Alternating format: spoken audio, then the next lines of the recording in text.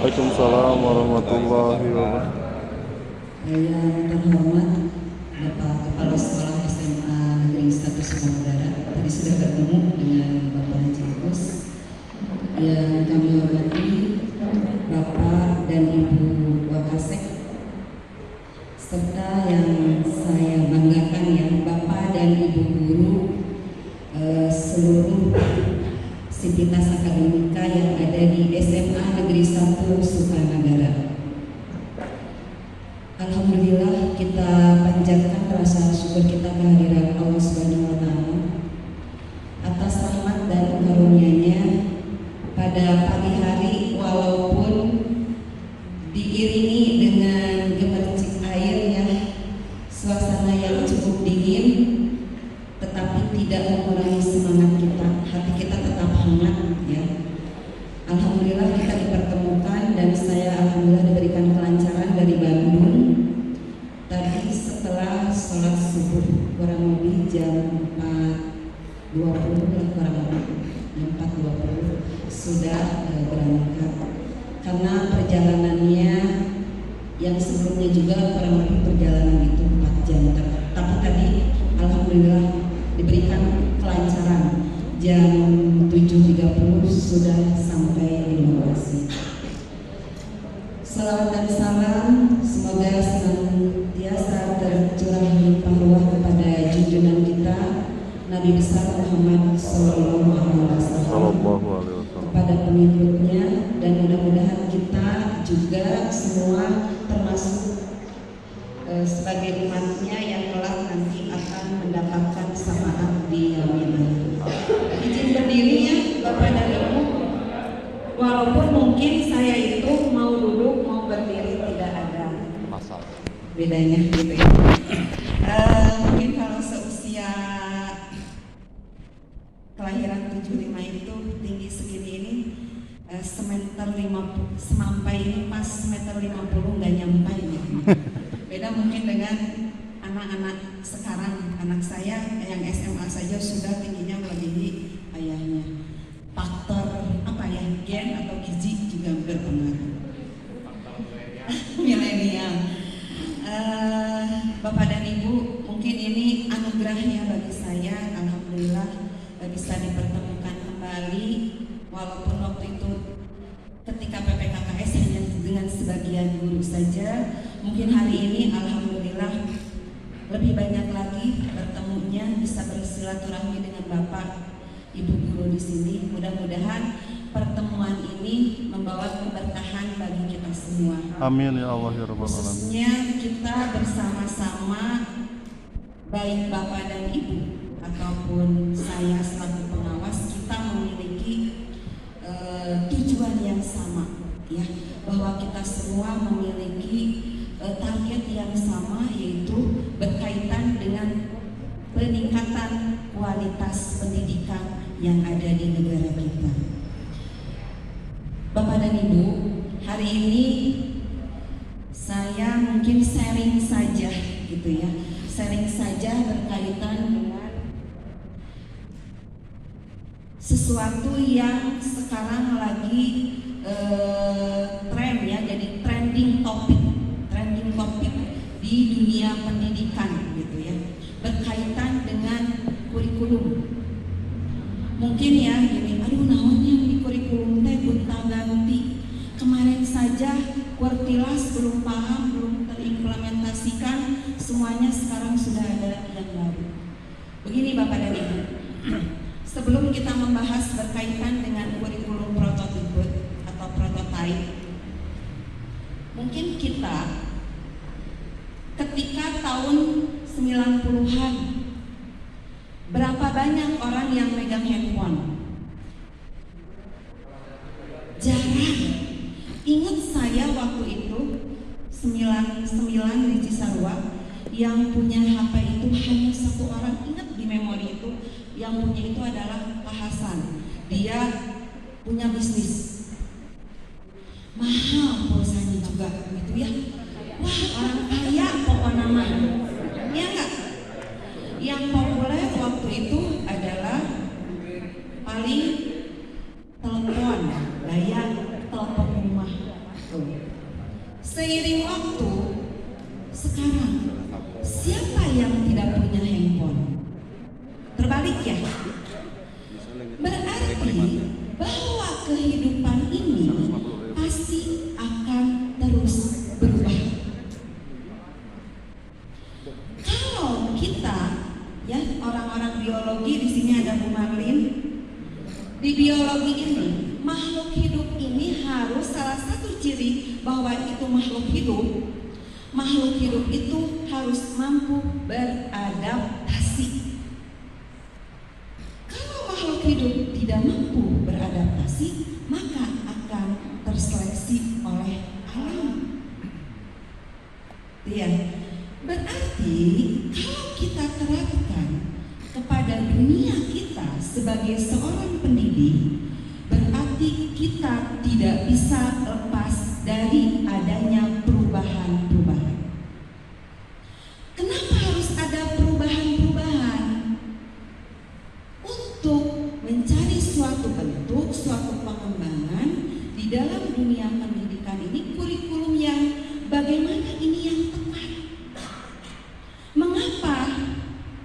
Kalau Bapak Ibu baca, ya, ini pengantar dulu untuk membuka pikiran kita.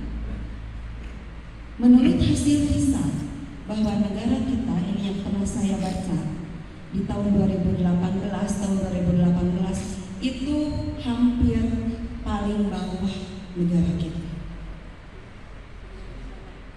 Berarti ada apa ini dengan pendidikan yang ada di negara kita? Ini kan PR bagi kita, gitu ya.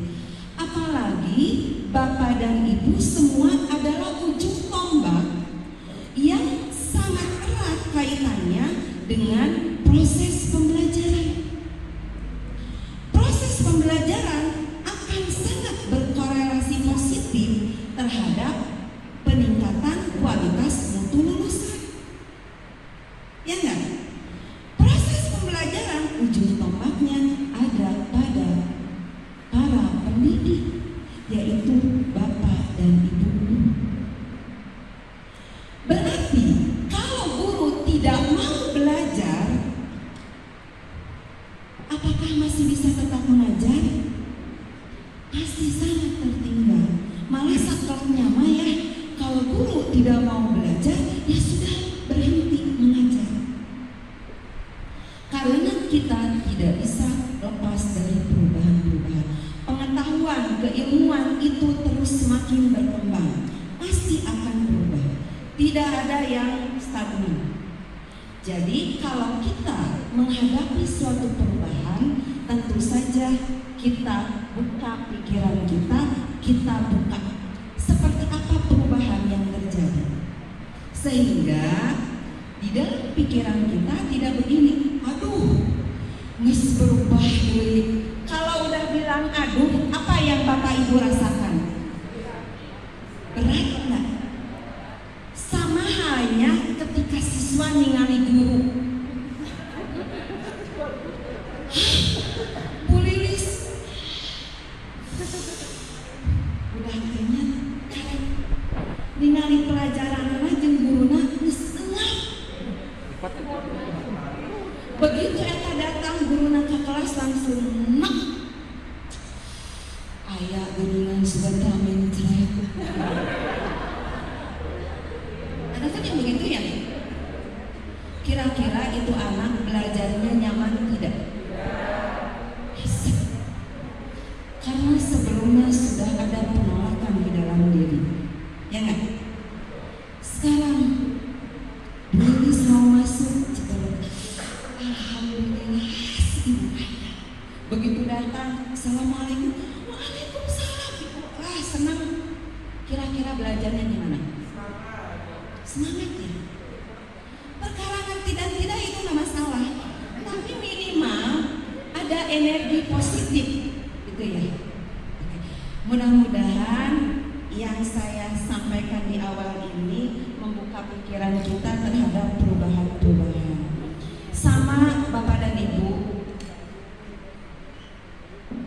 kami ya para pengawas juga ini dengan adanya perubahan ditantang, dituntut untuk terus mempelajari, dituntut untuk terus belajar. Jadi sama-sama kita belajar, gitu ya. Kita sama-sama belajar. Nama saya Lilis Warlia. Saya berasal dari Bandung Barat dan sejak bulan Oktober dilantik, saya mendapatkan amanah sebagai pengawas sekolah di cabang dinas wilayah 6 dan alhamdulillah wilayah binaannya adalah semuanya di Cianjur waktu itu. Ya, ada 8 sekolah di Cianjur dan salah satunya adalah SMA Negeri 1 Sukanagara. Saya tinggal di perbatasan Cimahi dengan Bandung Barat. Kalau dari sini ya terkenalnya Haji Gopur. Pokoknya ada kolam renang Tirta Mulia, tinggal jalan kaki ke rumah. Jadi komplek Bumi Pangusarakan itu dekat dengan kolam renang Tirta Mulia.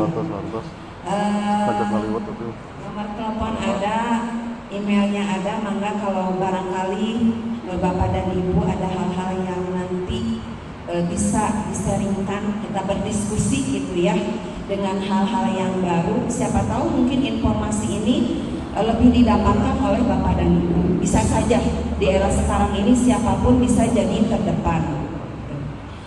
Namun baru juga 2 bulan, kurang lebih mau 3 bulan tugas di Cianjur. Kemarin hari Senin siang setelah mendapatkan surat undangan untuk mengisi IHT, ada SPMT terbaru, ada perintah tugas terbaru, gitu ya, melaksanakan tugas terbaru.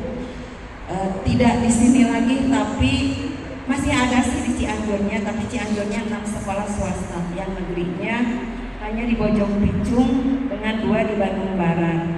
Ini mungkin nanti akan dilanjutkan oleh Bapak Asep Jenal, orang Cianjur. Namun kalau untuk silaturahmi mangga sudah kenal dengan Pak Anang, Pak Suhendi, gitu ya, Bu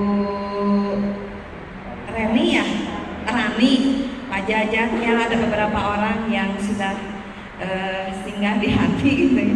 Mudah-mudahan silaturahmi walaupun mungkin tidak lagi sebagai pengawas pembina di sini, sangat terbuka. Mangga Bapak dan Ibu ya, jika nanti pada dasarnya kami semua pengawas pasti akan melayani kepada siapapun, sekolah manapun, pengawasnya walaupun bukan pengawasnya, jika diminta bantuan insya Allah dengan tangan terbuka gitu ya.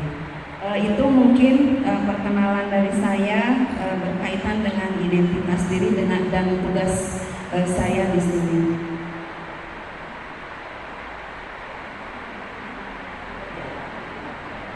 Baik, kalau kita berbicara mengenai kurikulum prototipe, gitu ya, prototipe. Kurikulum prototipe ini adalah suatu kurikulum opsi atau pilihan sekarang ini. Walaupun ini sebenarnya ya digunakan di sekolah penggerak PSP, tapi di PSP itu tidak dikatakan sebagai kurikulum prototipe. Kurikulum prototipe ini digunakan oleh sekolah-sekolah yang diberikan pilihan ya, yang bukan sekolah penggerak. Jadi ini adalah opsi pilihan. Jadi di kita ini ada beberapa kurikulum yang bisa digunakan oleh sekolah. Ada kurikulum 2013, berjelas implementasinya juga belum tuntas. Makanya, aduh itu masih bingung. Tibalah pandemi di tahun 2019, 2020 ya, 2021, kedua, dengan adanya kurikulum 2013, tetapi kondisi pada saat itu dengan adanya pandemi wabah COVID-19, gitu ya, pandemi COVID-19, maka muncullah kurikulum darurat. Kurikulum yang disesuaikan dengan kondisi pada saat pandemi. Kenapa dikatakan kurikulum darurat? Memang kan itu pada saat itu darurat. Sehingga ada beberapa kompetensi dasar yang tidak terlalu esensial dihilangkan, terjadi pengurangan gitu ya. Tetapi waktu itu juga kalau sekolah memungkinkan ya diberikan pilihan juga. Dan tidak hanya walaupun sudah darurat ada kurikulumnya, kalau tidak tersampaikan juga tidak apa-apa pada saat itu. Karena saya mengalami mengajar ada 10 kompetensi dasar di darurat. TKUD hanya 8. Tidak salah juga karena memang tidak memungkinkan. Jadi ada kondisi-kondisi yang memang pada saat itu darurat makanya. Nah, pada saat kondisi pandemi ini kan pembelajaran itu tidak menentu ya. Anak-anak belajar di rumah secara daring. Mending kalau yang ada koneksi internet lancar. Bagaimana kalau anak-anak yang ada di daerah sinyal susah, diberi modul, mudah hidang diajari di rumah bisa. Tapi bapak dan ibu boro-boro budak teh diajar di rumah mandiri, bet aya guru oge di kelas hese. Ya kan? Makanya pada saat itu orang tua itu semuanya menjerit. Tugas guru dibebankan jadi ke orang tua yang mendampingi. Mendinglah kalau SMA sudah jarang-jarang didampingi ya. Iya budak SD dan budak TK. Nu belajar teh saha? Dan memang darurat. Gitu ya. Nah, Bapak dan Ibu, seiring kondisi seperti ini, pemerintah kan tidak tinggal diam. Ada istilah learning loss. Pembelajaran ini terpararuh hilang. Udah nggak tahu belajar, nggak tahu tidak di rumah. Ayah mau ikut daring, ya kalau Zoom ada namanya ketika dipanggil dari sada-sada. Ngahuruk ke unggul, anaknya tertidur. Atau anaknya pergi kemana? Iya enggak? Iya pasti. Jangankan saya juga kan punya anak. Lagi Zoom, tiga ojo disebut ngantuk nggak kuat. Tong boro-boro teka tinggali guruna dari kelas oge sok aya nu ngabuhan. Anggar guru teh nggak apa-apa, maklum, gitu ya. Dengan adanya kondisi-kondisi ini sekarang sudah mulai lagi PTMT, ya, pembelajaran tatap muka terbatas, dibatasi sekian persen, semakin meningkat sekarang ya. Sekarang ada yang 50%, tapi kalau kondisi daerahnya levelnya sudah untuk memadai sampai 100%, dengan tentu saja ada izin dari Satgas Covid, mungkin bisa saja untuk sekarang ini. Tapi Pak, apakah di sini sudah 100% Pak? Baru 50. Sepertinya hampir semua sekolah kalau 50 sudah ya. Malah kalau anak saya kan 50% masuk ke sekolah. Dia dijadwalkan ke sekolah itu Senin sampai Kamis, misalnya minggu ini sampai Rabu. Begitu tadi suku ditanya, Dek, sekarang daring ya? Ya Bu daring, tapi nggak apa-apa, Dede mah mau ke sekolah aja. Biarin nggak ke bagian tempat duduk juga, mau di belakang.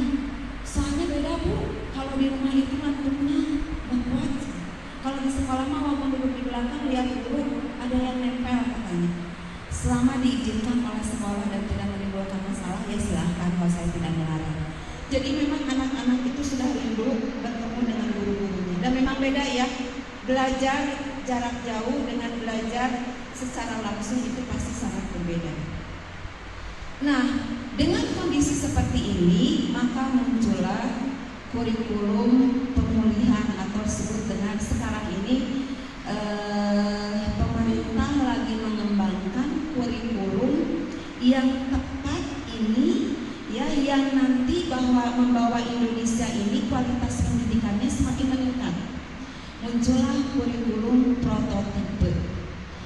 sebetulnya kurikulum prototipe ini kalau bagi sekolah yang lolos sebagai sekolah penggerak itu sudah harus digunakan.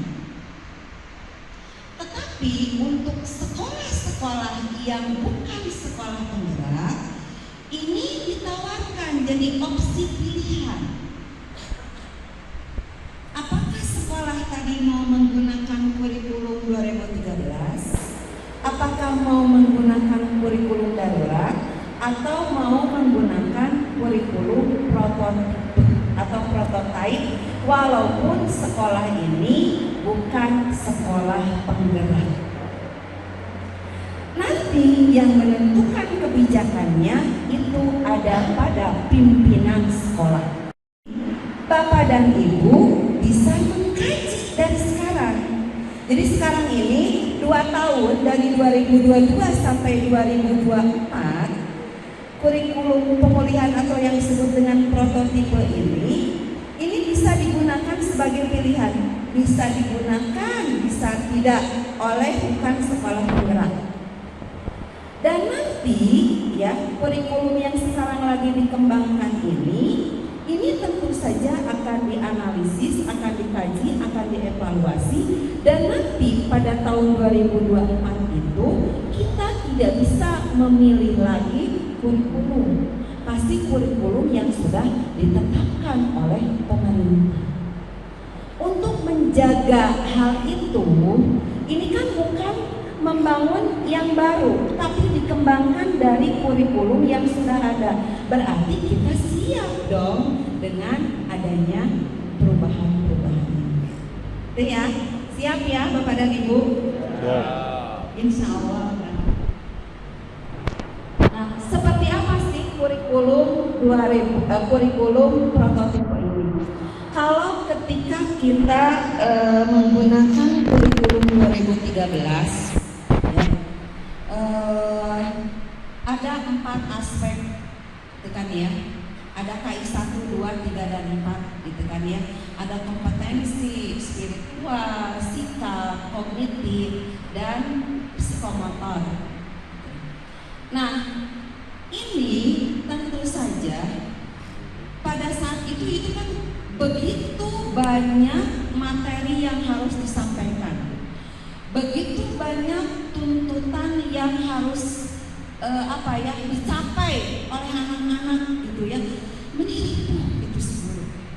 Nah yang sekarang ini betul-betul seorang guru ini diberikan keleluasaan, diberikan kebebasan, istilahnya adalah merdeka belajar, merdeka mengajar.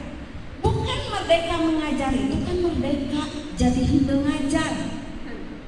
Tetapi merdeka mengajar ini Bapak dan Ibu diberikan keleluasaan untuk mengemas, untuk melakukan suatu inovasi-inovasi yang sesuai dengan pembelajaran yang bisa dilakukan di sekolah Bapak dan Ibu. Hanya 3 karakteristik dari kurikulum prototipe ini. Yang pertama bersifat holistik, yaitu menyeluruh.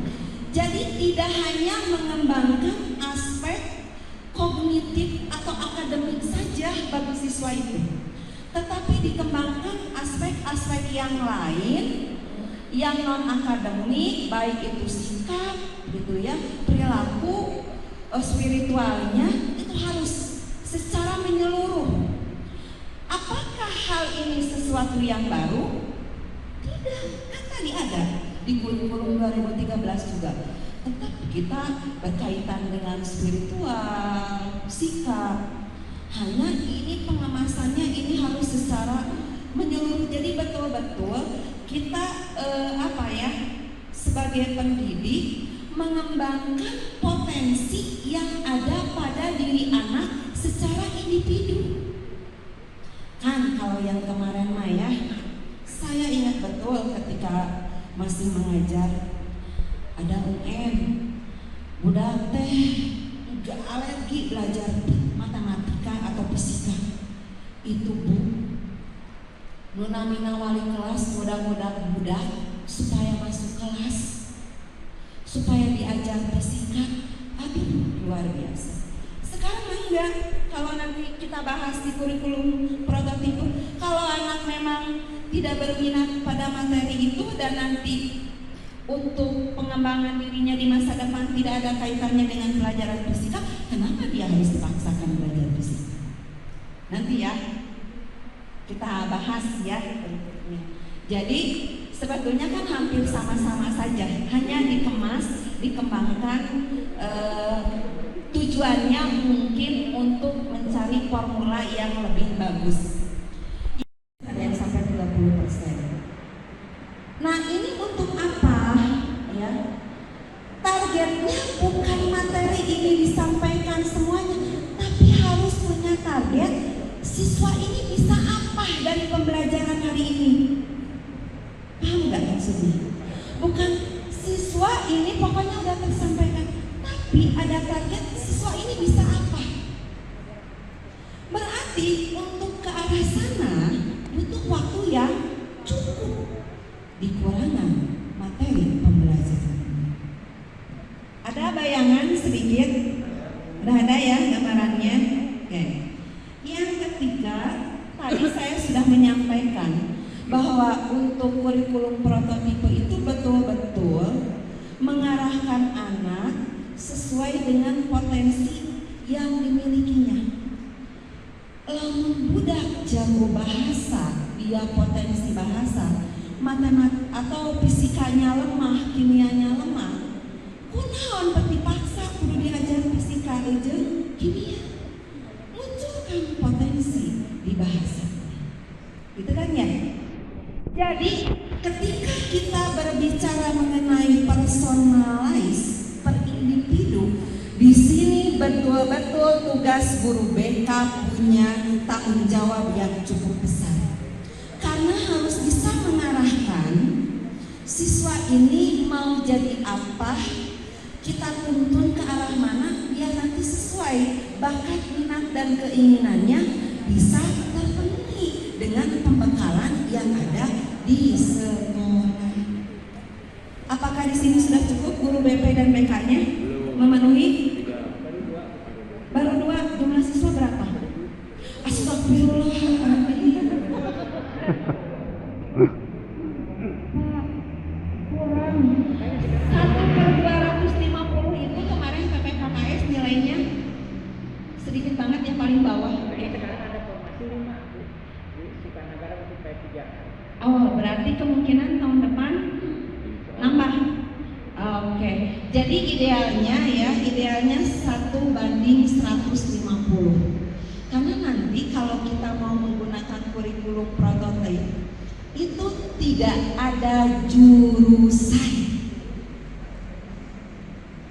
tapi nanti berdasarkan minat, bakat, dan keinginan siswa. Kalau yang sekarang kan bukan itu. Kumaha ayana guru, kunaon supaya guru-guru terpenuhi jam mengajarnya. Cerdik cair. Sertifikasi Cair. guru-guru telancar sekolah bungana. Iya enggak? Iya enggak? Nah, nanti mah nggak boleh.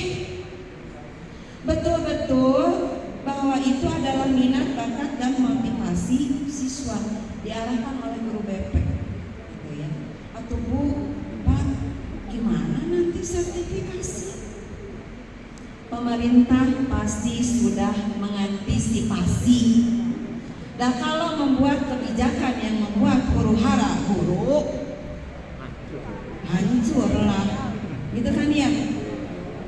Nanti di akhir, jadi kalau Bapak dan Ibu guru ketika menggunakan kurikulum 2013 memang sudah terpenuhi jam mengajarnya, aman. Hari gitu mah tuh ngemplong ya. Dan tadi teh ngagebek. Udah kita milih. Kabayang teh pelajaran esek. Wah, anu milih. Iya enggak? Mau anu milih. Bu, atuh mau anu milih, tapi mau ngajar. Tidak juga. Karena di kurikulum prototipe ini tidak hanya tatap muka belajar di kelas menyampaikan materi. Ada 30% dari jumlah jam mengajar dalam 1 tahun itu berkaitan dengan penerapan karakter pelajar atau profil pelajar Pancasila, dan itu berbasis proyek dan dihitung per kelas itu dihitung 2 jam. Jadi lamun ibu tengah bagian ngajar nah eta we ngarahkeun anak-anak di dalam pendidikan karakter profil Pancasila. Jadi pasti nanti bisa disiasati lah Bapak dan Ibu dengan tugas-tugas yang lainnya. Tapi saya mah kalau udah ngomong sok hese eureun itu ka mana? Dan sudah ya. Fokus oke. Pembelajaran berbasis proyek itu yang berkaitan dengan pengembangan soft skill atau karakter profil pelajar Pancasila. Begini ya, kalau jumlah jam berapa Bu Rani? Misalnya sejarah itu yang saya ingat bahasa Indonesia lah, bisa salah. Ayo guru bahasa Indonesia. Nah, Bapak bahasa Indonesia? Bapak teh sahanya menyelam deui. Aktivis soalnya menjadi pagelaran. Bu pada di tepang deui nya. Alhamdulillah.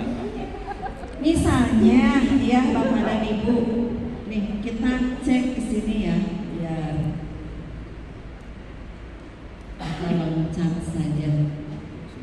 Oke, nih kelihatan jelas tidak? Tidak jelas Bu, tapi kelihatan tapi tidak jelas. Boleh ya saya sambil ini aja. Misalnya di sini untuk bahasa Indonesia itu jumlah jamnya adalah 144 jam per tahun. Kan kalau di kurikulum 2013 itu kita menghitungnya adalah minggu ya, minggu efektif. Dalam 1 tahun itu ada berapa minggu, per minggunya ada berapa jam, tinggal dikalikan. Dan itu setiap minggu harus. Tidak bisa minggu ieu mah mau ngajar bahasa Indonesia pada minggu payun 4 jam, bisa nggak? Ya. Nah, kalau di kurikulum prototipe tidak menghitung lagi jumlah jam per minggu, tetapi langsung targetnya adalah ketercapaiannya jumlah jam per tahun.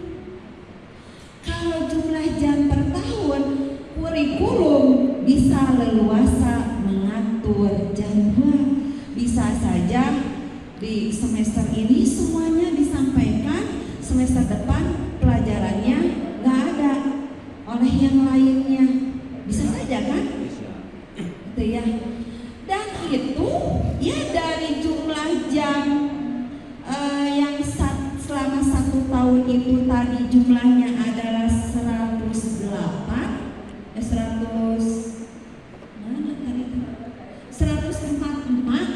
ya 1 tahun. Untuk reguler ketemu dengan siswa menyampaikan materi itu hanya 70%. Sisanya yang 30% itu dikhususkan untuk pengembangan karakter pelajar profil pelajar Pancasila. Gitu ya. Ada gotong royong, iman, imtah, akhlak mulia, gitu ya. Ada 6 kalau nggak salah ada 8 karakter yang harus ditekankan. Itu diberikan waktu khusus. Kan kalau kemarin ketika Pertilas ada target pencapaian kompetensi spiritual, ada, tapi kan include di dalam pembelajaran, tidak dipisahkan. Kadang ayah, kadang henteu, kadang eta teh dipaksakeun we. Oke, upami aya pemeriksaan dina RPP dituliskan. Begitu ada PPKKS, mana format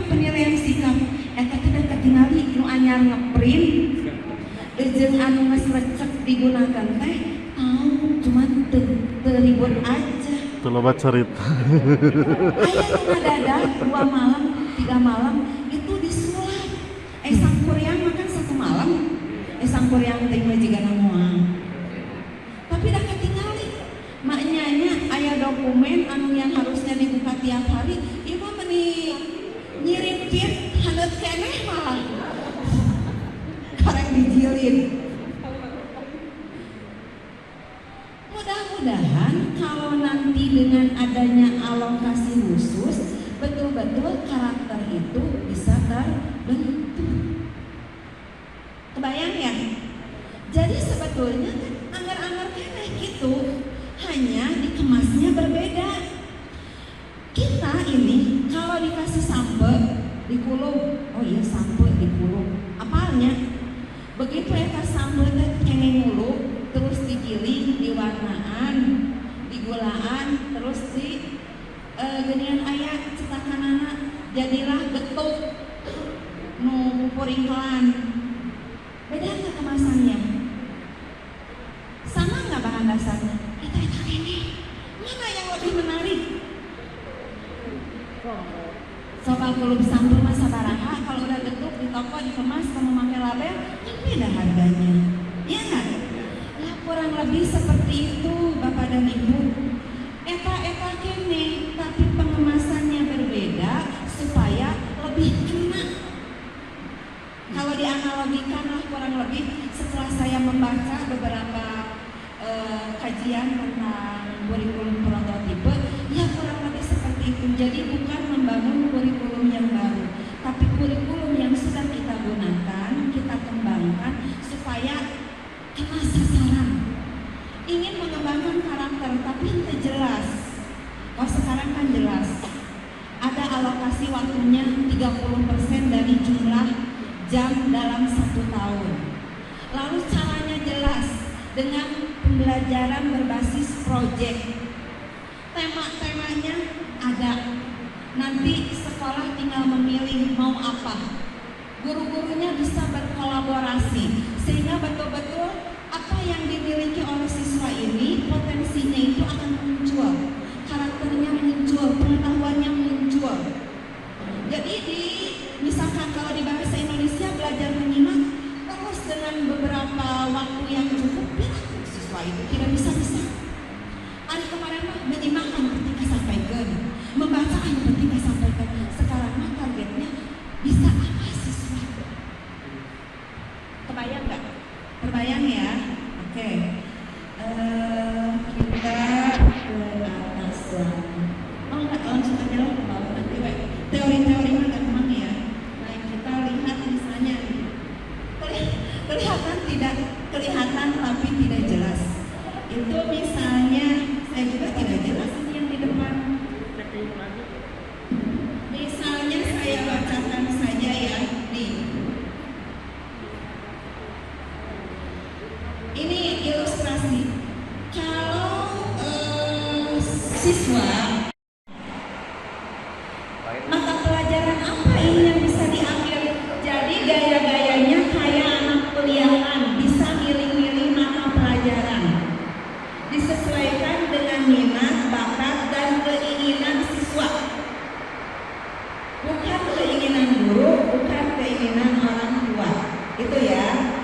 Oh berarti di sini betul-betul guru bimbingan konseling dan bimbingan karir ini membantu siswa. Ani kamu mau kedokteran. Oh mengarahkan ini ada mata pelajaran yang wajib diambil, ada mata pelajaran pilihan. Apa saja yang menjadi mata pelajaran yang wajib? Mau jadi dokter, mau jadi bisnismen, itu harus, berarti itu mata pelajaran wajib. Di antaranya pendidikan agama dan budi pekerti, lalu pendidikan Pancasila dan kewarganegaraan, bahasa Indonesia, bahasa Inggris, matematika wajib. Karena nanti ada matematika, kalau ini peminatan ya, kalau istilah di sini adalah matematika lanjutan, ya. Lalu ada seni musik, pendidikan jasmani olahraga dan sejarah. seluruh siswa wajib. Ini untuk mata pelajaran kelas 11. Tapi berbeda Bapak dan Ibu dengan mata pelajaran kelas 10. Kalau kelas 10 itu hampir sama dengan ketika SMP. Fisika, kimia, biologi itu masuknya IPA. Lalu geografi, ekonomi itu sosiologi itu masuknya IPS. Jadi kelas 10 itu hampir sama dengan ketika waktu SMP. Atau kumaha guru biologi kelas 10 jeung kelas jeung guru kimia kelas 10. Nanti kan tinggal bagi-bagi tadi. Bagi-bagi waktu.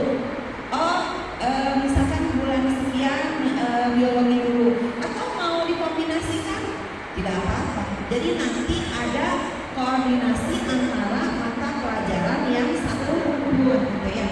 Kita ambil contoh dulu ya ini.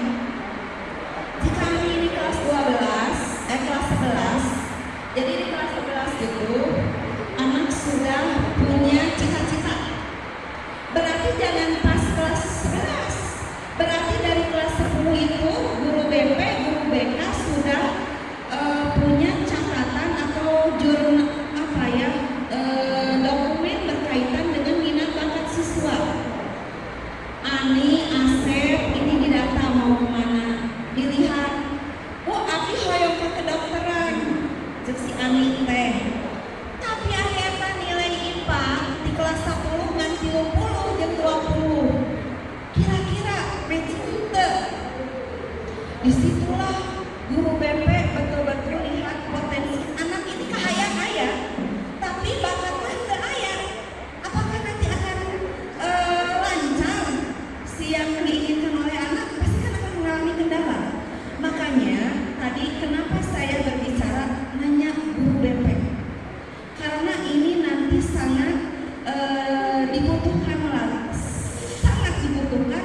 oleh siswa untuk mengarahkan siswa ini mau jadi apa, potensinya ada di mana. Ari hoyong mah sadaya kaget ya serius. Abdi ya Pak hoyong daftar presiden. Saya dulu cita-citanya bukan jadi guru biologi, hoyong jadi dokter.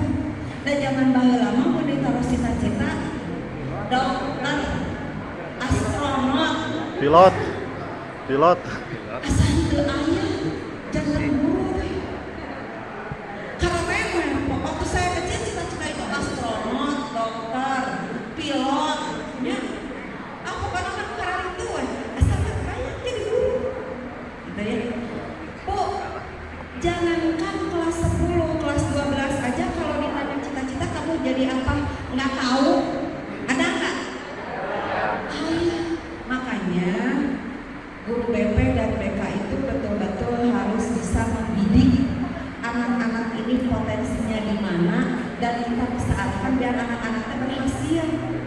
Ya, oke. Taruhlah memang Ani ini biologinya 90 di kelas 10-nya dan dia memang suka terhadap biologi. Oh, berarti dia ke kedokteran no problem. Oh, berarti si guru BP ini mengarahkan, ditanya si anaknya mau belajar apa. Bu, saya mau belajar biologinya 5 jam, kimianya 5 jam. Oke. Tapi Bu, saya juga suka dengan pelajaran IPS-nya, mau ngambil sosiologi itu boleh, mau ngambil ekonomi boleh. Jadi ini si anak ini punya keleluasaan untuk memilih mata pelajaran yang diinginkan. Lagi-lagi aduh nasib abdi kumahanya, jangan-jangan mata pelajaran bukan pilihan siswa. Nah, pandai-pandailah Bapak dan Ibu dulu menarik simpati anak-anak. Kadang figur anak-anak itu bisa yang menjadi figur itu suka lihat gurunya. Saya dulu cita-cita bukan ingin jadi guru biologi, jujur. Saya itu ingin jadi guru fisika. Padahal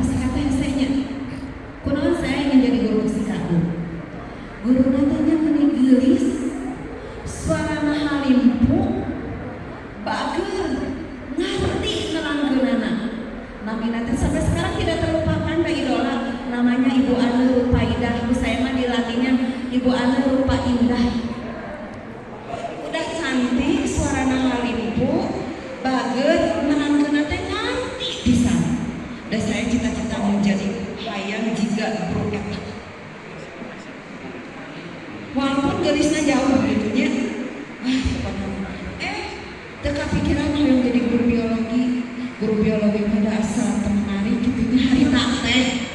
Tapi ternyata ku Allah ditakdirkan sesuatu yang tidak diinginkan. Tapi kalau udah dijalani ternyata jadi guru biologi itu lebih menarik juga. Dan anak-anak jadi artinya figur seorang guru itu bisa jadi motivasi juga bagi siswa. Iya nggak? Berarti ya nggak Bapak dan Ibu nanti dengan anak-anak bagaimana menyajikan yang lebih menarik sehingga menjadi daya tarik bagi siswa gitu ya. Beda ini dengan wayang. Wayang ini dia masih bimbang. Wayang kamu mau kemana? Nggak tahu ini apakah mau ke bisnis atau mau ke teknik sipil. Kan bisa saja anak punya pilihan, ada dua pilihan. Saya kalau nggak ke A mau ke B. Kalau mau ke A dan ke B berarti ini ada dua alternatif. Untuk teknik sipilnya belajar fisika dan matematika lanjutan mungkin ya ini istilahnya. Nah untuk ke bisnisnya ini berkaitan dengan ekonomi dan geografi. Pan dari satu sekolah teh sangat tidak mungkin kalau seluruh siswa melanjutkan ke jenjang yang lebih tinggi. Mungkin tidak 100%. Bu Abina badai kakabri. Bu Abina badai damam. Bu Abina badai kakabri. Berarti anak-anak yang seperti itu bisa dikasih mata pelajaran yang nanti dibimbinglah oleh BP gitu ya. Nah itu baru itu bisa disesuaikan, dicocokkan gitu guru ada berenangnya kurang lebih nama ya. Iya, anu teka pilihkan itu kan ya. Nya eta lah pastikan kamu barangkali anu moal sama mana teh ya. Da bagi dia mah teu masalah. Wah, kumaha? Enggak usah khawatir dan nanti mah enggak ada sistem KKM. Jadi tenang-tenang saja. Jadi korban artinya anak-anak ini. Makanya kata saya juga guru BP dan BK memiliki peranan penting. Ayeuna anak teh memang punya hayang. Ditanya kamu mau kemana? Enggak tahu. Dikekeh enggak tahu. Orang tua panggil. Bapak, ibu kunaon eta kurang kali teu boga kahayang. Dipasihangan ku bapak dan ibu di bumi. Mun Allah kahayang bener teh. Nanti kan bisa diarahkan gitu ya. Jadi artinya di sini betul-betul si kurikulum itu ingin mengembangkan potensi yang ada secara individu gitu ya. Kalau sekarang kan matematika semua KKM 75 anu alergi matematika saja angkat kudu 75. Saya pernah mengalami jadi wali kelas baheula Bu. Unggal pelajaran apa anak wali alit itu aya di kelasnya. Eksak kalau nggak salah mah. Kimia atau fisika pokoknya. Bu nanti kan nyarekan ke wali kelas. Bu ini sekarang nanti pada ngerasa saya ke saya. Dipanggil. Bu, saya mah kalau belajar itu seperti di neraka. Itu dari anak loh. Kenapa? 2013 kita menyusun RPP dengan 13 komponen. Muncullah Merdeka Belajar hanya 3 komponen. Ada tujuan, ada langkah pembelajaran, ada penilaian. Diringkes deui. Geus diringkes oge, anggar we copy paste. Sami ajeun anu 13 komponen. Ngajar-ngajar RPP. Tidak, memang faktanya begitu. Padahal maksud diringkas teh, kalau saya mah dulu suka bikin poin-poin. Oh tujuannya ini, langkahnya ini, penilaiannya ini, sehingga matching tujuan yang dilakukan dengan penilaian. Berarti kan itu intinya. Bu kalau begitu mah asal ke gambar mau materi apa, mau yang 13 komponen. Saya sudah enjoy dengan yang 13 komponen, gak masalah. Bu saya lebih suka dengan yang 3 komponen. Oke. Yang paling penting yang kita buat itu dijadikan acuan untuk dilaksanakan di kelas. Yang jadi salah itu RPP ngajar-ngajar gitu ya. Kadang nama si RPP dicacankan kan? Sanes dikumpulkan di kurikulum. guru raditaros pas aya di kurikulum. Nya, Percis. ya Bu, Mak, tidak akan ada dusta di antara kita karena kan saya sudah merasakan jadi bapak dan ibu. Tidak jauh beda, sami. Terus terang saja ya Bu ya. Iya. Jadi karena sudah mengalami pasti tidak ada dusta gitu ya. Itu.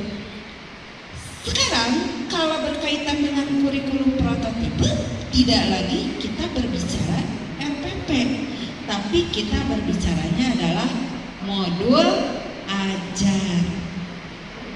Ya. Jadi ada beberapa istilah yang berbeda padahal eta kene. Penilaian, kita bilangnya penilaian di prototipe mah keren, assessment. Kalau penilaian itu dilakukan sebelum pembelajaran, assessment diagnostik. Apakah berkaitan dengan materi atau bukan materi? Anak-anak bagaimana kabarnya hari ini, sehat? Sehat. Oh, itu assessment non kognitif, kan sudah waktu di Pagelaran. Ya kan? Kalau misalnya berkaitan dengan materi, nanya sedikit.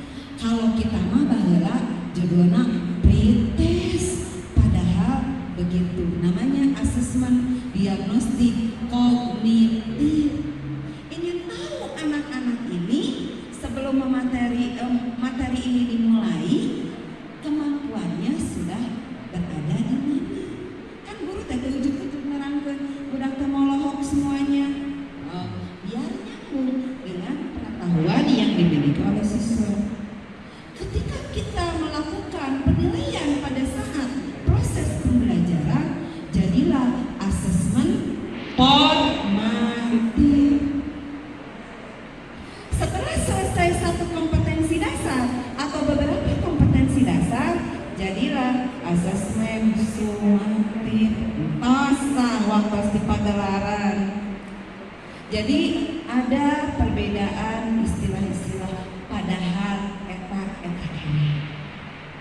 Ada pengembangan yang sebelumnya sudah ada, sekarang alokasinya khusus, misalnya pada pengembangan soft skill atau karakter profil pelajar Pancasila. Gitu ya. Mungkin nanti bisa dilatihkan lagi bagaimana proses pembelajaran yang sifatnya tadi berbasis project atau project based learning, seperti apa dikemasnya. Malah ini bisa beberapa guru melakukan kolaborasi. Satu pekerjaan bisa dinilai oleh beberapa guru, yang penting karakternya itu tercapai.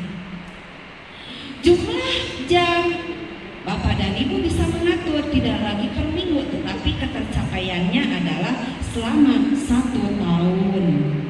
Kurikulum lebih leluasa. Dan nanti di prototipe itu tidak ada kelas, tapi istilahnya adalah fase. Ya, untuk kelas 10 itu adalah fase E. Untuk kelas 11-12 adalah fase F. Kabayang teu, satu capaian dilakukan 2 tahun. Maknya budak teu bisa nanaon. Paham nggak? Ya, jadi intinya tadi berbasis kompetensi. Siswa ini bisa apa setelah pembelajaran ini? Jadi targetnya jelas. Karakter yang dikembangkan ada alokasi khusus.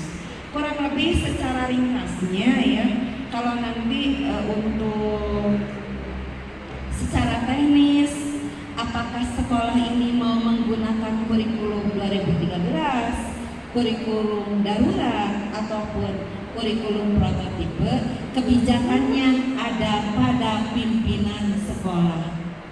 Tapi sangat disayangkan, apalagi kalau di sini sudah ada guru penggerak 2, kan ini bisa mengimbas dengan teman-temannya, gitu ya. Walaupun Bapak kan tahun depan Bapak sudah pensiunnya, tapi kan Bapak bisa meninggalkan nanti kenangan ini sudah dirintis di Sukanagara. Mungkin pimpinan yang baru ketika lulus PSK sudah tinggal jreng, jasa Bapak tidak akan pernah terlupakan pasti oleh teman-teman. Ini apa ya? Oke. Bapak dan Ibu, apakah penjelasan dari saya cukup? Ya, mudah-mudahan ya, mudah-mudahan bisa dipahami. Kalau memang bingung wajar, liar wajar, berarti Bapak dan Ibu ada proses berpikir. Lamun liar acan, justru saya sedih. Berarti apa yang saya sampaikan tidak disimak dengan baik. Mudah-mudahan masih lama nggak waktunya Pak? Berapa biar nanti tanya jawab? 20 menit lagi. Mungkin sisa waktunya kita manfaatkan untuk tanya jawab saja ya. Barangkali ada hal-hal yang nanti Bapak Ibu tanyakan. Mungkin itu saja dari saya. Wabillahi taufiq wal hidayah. Wassalamualaikum warahmatullahi wabarakatuh. Terima kasih.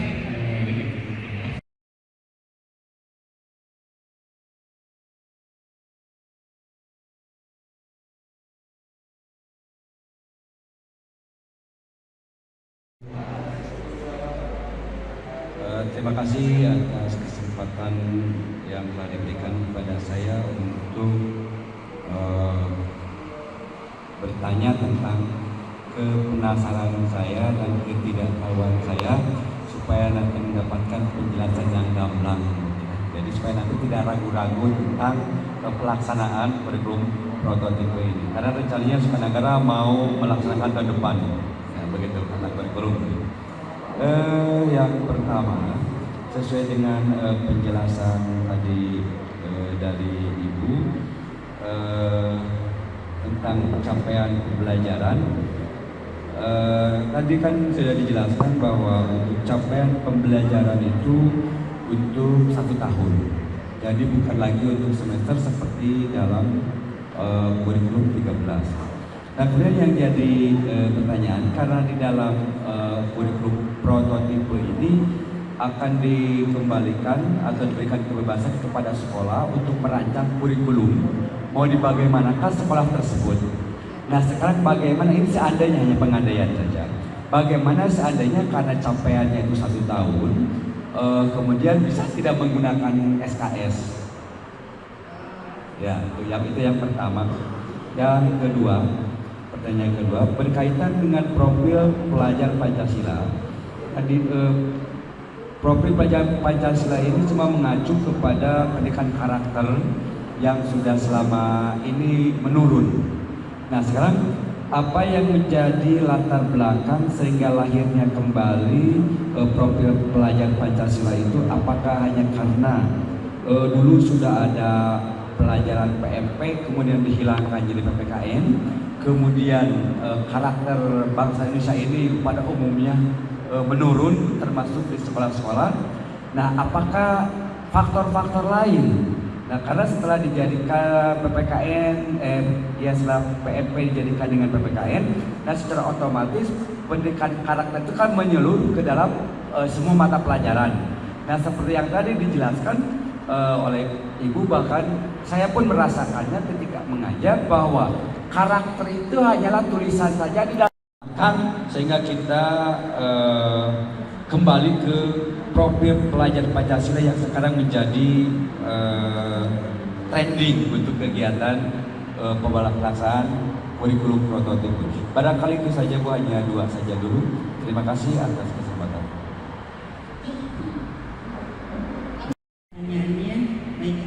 Berkaitan dengan capaian pembelajaran, ya tadi kan 1 tahun. Ini bisa diperbesar nggak ya Pak? Misalnya ya, kita berikan contoh, ada tim IT bisa menunjukkan, atau saya zoom dari sini aja, saya zoom dari sini saja.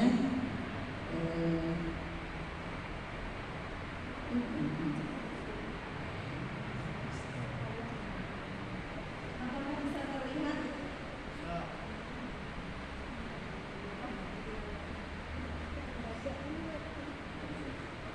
Bisa terlihat tidak? Mungkin lebih terlihat dibanding tadi ya. Ini misalnya fase A kan ada sampai F, fase A, B, C, D, E, dan F. Untuk SMA itu adalah fase E dan F ya, E dan F. Nah, ini misalnya contoh, ini karena diberikannya contohnya seperti ini. Saya belum mendapatkan yang utuhnya untuk yang SMA. Mungkin kalau ada nanti kita bisa berbagi ya ke kurikulum. Di sini selama 2 tahun, ini kan kelas 1, kelas 2, berarti capaiannya ini ya. Pelajar memiliki kemampuan berbahasa untuk berkomunikasi benar sesama teman sebaya, orang dewasa, tentang diri dan lingkungannya. Oh, di sini ini dijabarkan lagi seperti ini. Ini kan tercapai, harus anak ini harus bisa ini nih selama 2 tahun, gitu ya.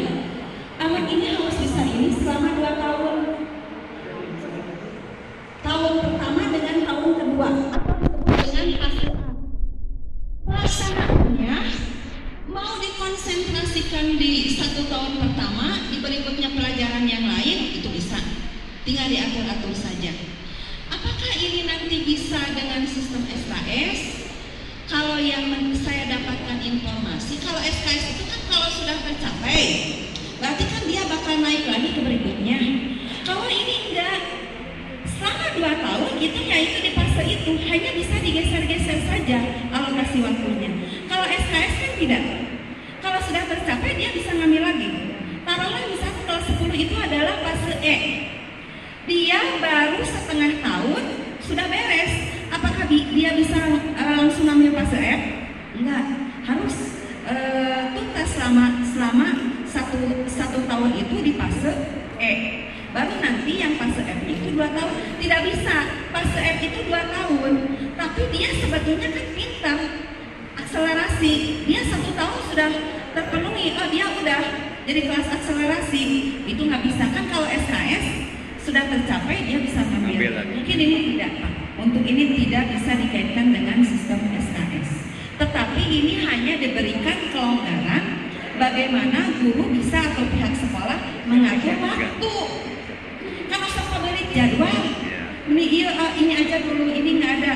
Ataupun ketika guru ini tidak ngajar, dia kerja kan tadi bisa berkaitan dengan yang 30% pengembangan karakter.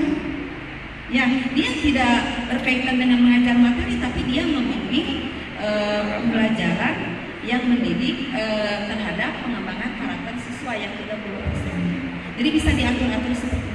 Jadi hanya ada keleluasaan waktu saja, tidak dikaitkan dengan SKS. SKS kan sudah tercapai dia ngambil lagi, sudah tercapai ngambil lagi. Jadi fase F itu 2 tahun, berarti 2 tahun harus dilaksanakan. Gitu ya. Oke, yang kedua apa Pak? Tadi saya lupa lagi. Tentang profil Pancasila, Bu. Oh, Latar belakangnya. Profil Pancasila. Latar Oke. belakangnya.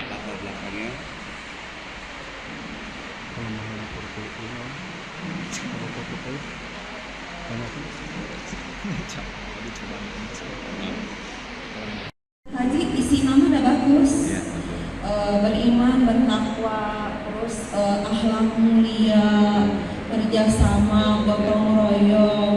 Mungkin ini mah kayak ya siapa saya tidak kalau berkaitan dengan kenapa dinamakannya profil Pancasila, mungkin ini berkaitan dengan nilai-nilai itu semua merupakan nilai-nilai yang terkandung di dalam falsafah negara kita Pancasila.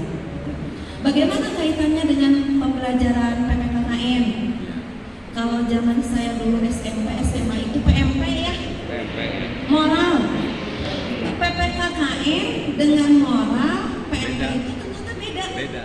Kalau zaman saya SMP itu, ketika ada nenek-nenek menyeberang, kemudian si Ani ini mau ulangan, waktunya 5 menit lagi. Apa yang akan Ani lakukan? Itu PMP, itu kan karakter. Sekarang di PPKN itu yang saya tahu tidak ke sana Pak. Tidak, ya. Tapi berkaitan dengan wawasan kenegaraan. Jadi memang beda. Jadi tidak bisa dibebankan kepada PPKN, tapi ini dibebankan kepada seluruh mata pelajaran. Jadi memang beda ya Pak ya. Beda. Karena di sini ada guru PPKN, barangkali saya salah. Gimana Pak? Apakah yang saya sampaikan ini enggak? Di PPKN itu seperti apa? Oke. Assalamualaikum warahmatullahi wabarakatuh. Nama saya Uki, nama panggilnya Dimas Uki.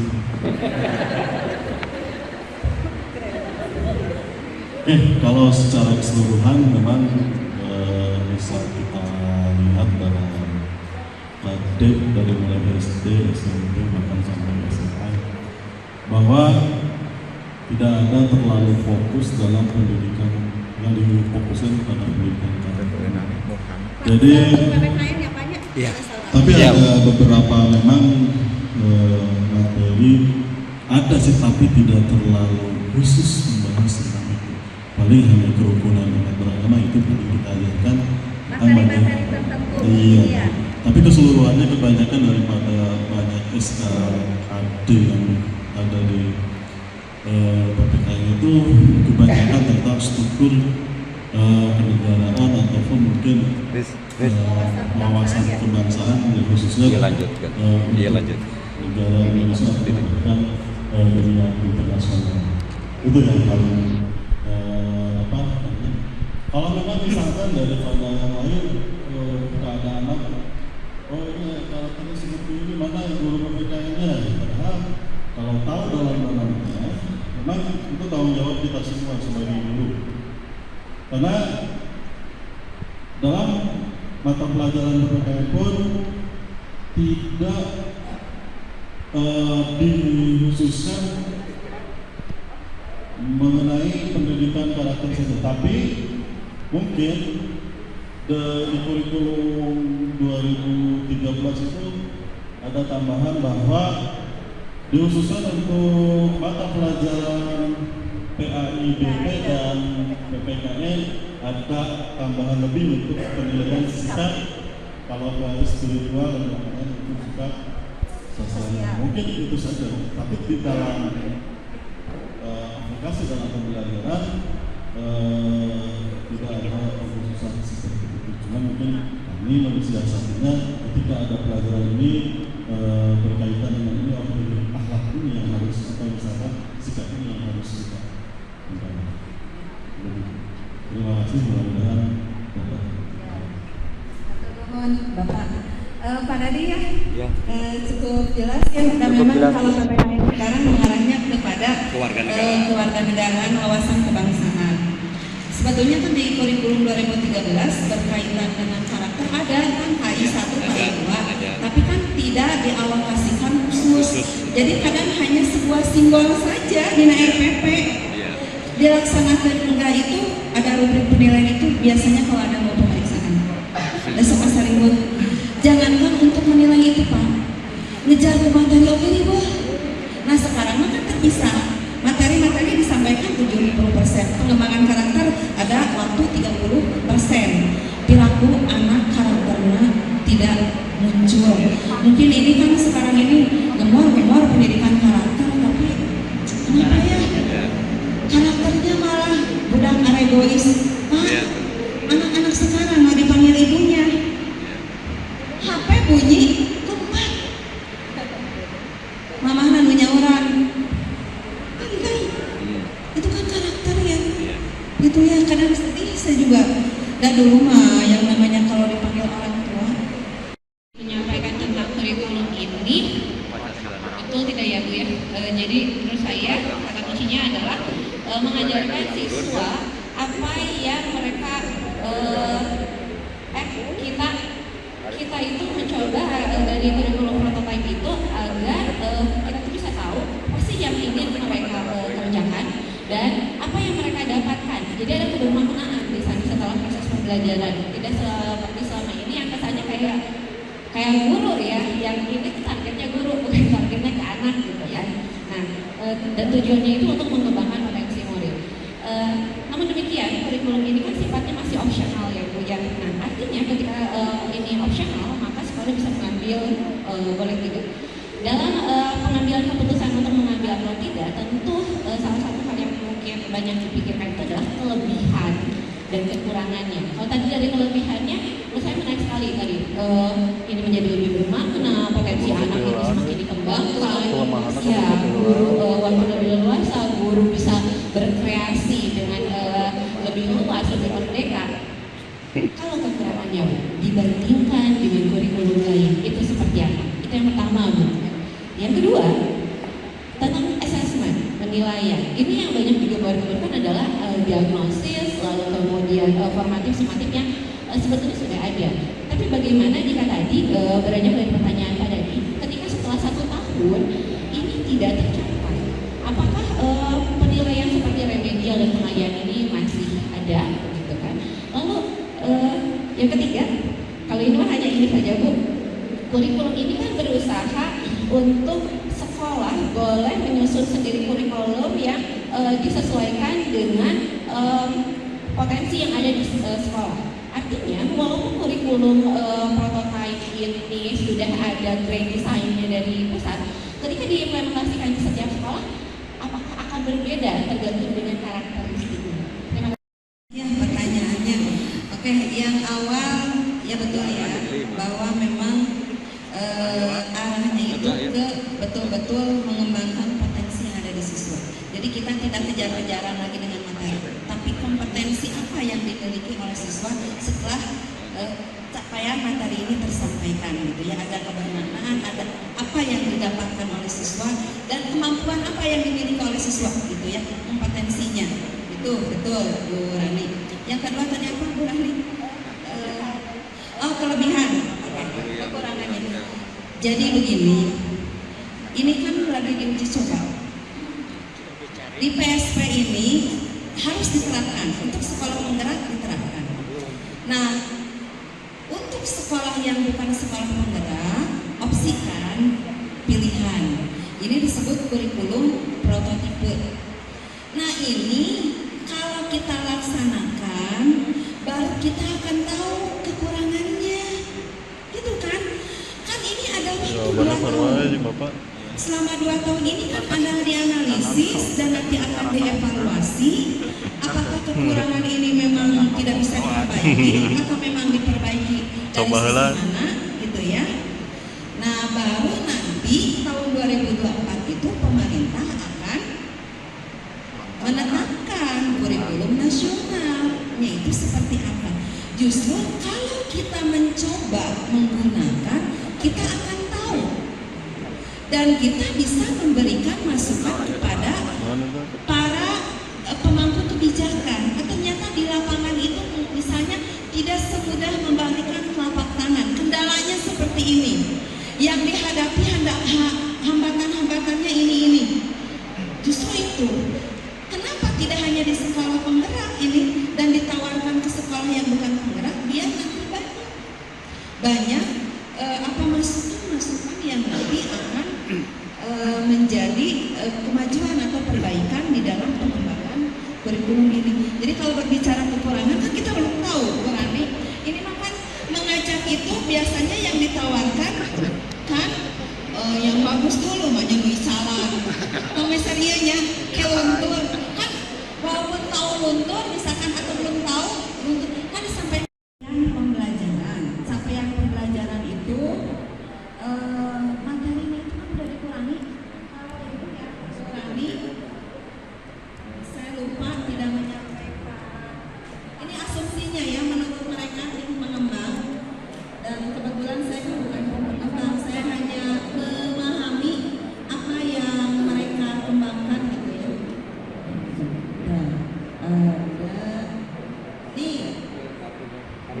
Ada pengurangan kompetensi yang di kurun 2013 menjadi prototipe. Bahasa Indonesia ini kalau kita pakai kecil yang kelihatan perbedaannya.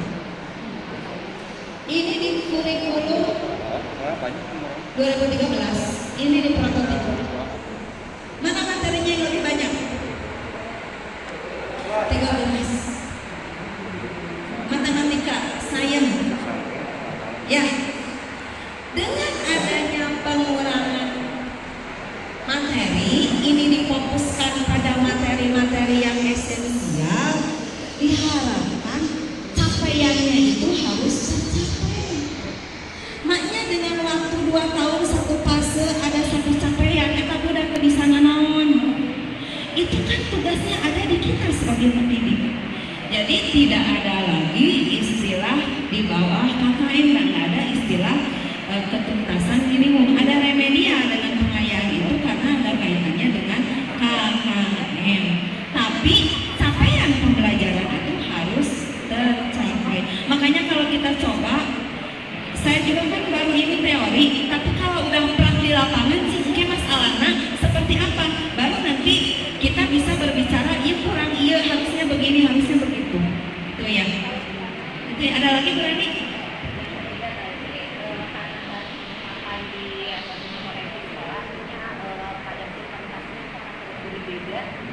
Oh, ya. Implementasinya karena nanti misalnya begini, di sistem negara ini mungkin potensi lingkungannya, muatan lokalnya ini akan berbeda mungkin dengan yang di Cianjur kota, gitu kan ya. Oh berarti misalnya ya, kalau di PKWU seragam kan harus kolam, kok di gunung kolam hese, nanti perlu dipaksakan, oh nanti mungkin di pegunungan di area apa muatan lokalnya. Jadi nanti muatan lokalnya nanti yang bisa dikembangkan, yang berbeda antara satu sekolah dengan sekolah yang lain. Bisa ke sana. Jadi kepaksa, terus tunggu di daerah ini nggak ada yang seperti A, dituntut tuntutannya A, gitu ya. Jadi nanti ada keleluasaan di dalam pengembangan kurikulum. Makanya nanti kalau ini mau menggunakan kurikulum prototipe berarti tahun depan ya, kelas 10 dulu. Kelas 11, kelas 12 masih tetap menggunakan kurikulum 13. Berarti Bapak kurikulum, Pak Hendi, yang ayat 2. Ayat KTSP, dan ayat KOSP. Kurikulum operasional satuan pendidikan. Kalau KTSP, ya, kurikulum satuan pendidikan. Jadi nanti ada dua. Kemarin juga ketika saya memeriksa PPKKS, sekolah-sekolah penggerak mereka sudah punya. Begitu ya Bu Rani? Oke, masih ada. Ya, maka sok Karlin. Masih ada waktu karena tadi dengan jumlah jam per tahun, di sini ada alokasi 70% ketemu siswa dan 30% pengembangan karakter. Nah, yang 70% dengan 30% itu pertamanya itu bisa fleksibel ya Bu, misalnya tidak tercapai dengan 70%-nya bisa jadi 65, nanti proyeknya jadi 35. Itu yang pertama. Yang kedua, yang pengembangan karakter yang berbasis proyek, bisakah 30% itu proyeknya itu satu tahun satu, yang 30% itu, atau misalnya boleh nggak jadi 2 atau maksimalnya berapa, minimalnya berapa? Gitu ya. Terima kasih Bu. Dulu saya baru ingat, itu minimal dalam 1 tahun itu ada 3 pengembangan karakter yang tadi ditawarkan ada 7. Berarti sekolah itu mau mengembangkan yang mana, minimal 3. Berarti sama semuanya mengembangkan karakter yang 3 tadi dalam 1 tahun itu 3. Kalau lebih ya boleh saja gitu ya. 3, kalau tidak salah minimal 3 karakter. 3 tema, bukan 3 karakter. 3 tema yang ditawarkan. Tadi ada 7 tema yang ditawarkan oleh pemerintah. Sekolah ini mau mengambil tema yang mana? Gitu. Yang pertama apa tadi? festivalnya presentasi. Yang benar itu ada dia. Apakah proyeknya itu bisa 1 tahun satu dalam bentuk proyeknya itu, atau bisa 2 atau 3 atau minimalnya berapa, maksimalnya berapa yang proyek? Kita lihat contoh yang sudah ada aja ya.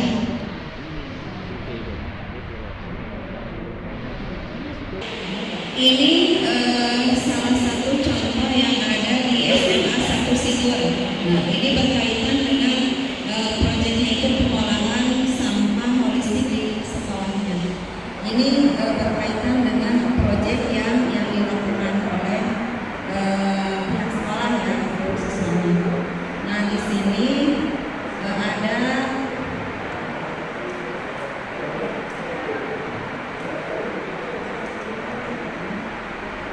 sekolah di sini ya, proses pembelajaran di sini tidak berpaku pada penggunaan ruangan kelas bisa di luar. Ini kan di sini, ini misalnya dari tema yang tadi ditawarkan, yang proyeknya itu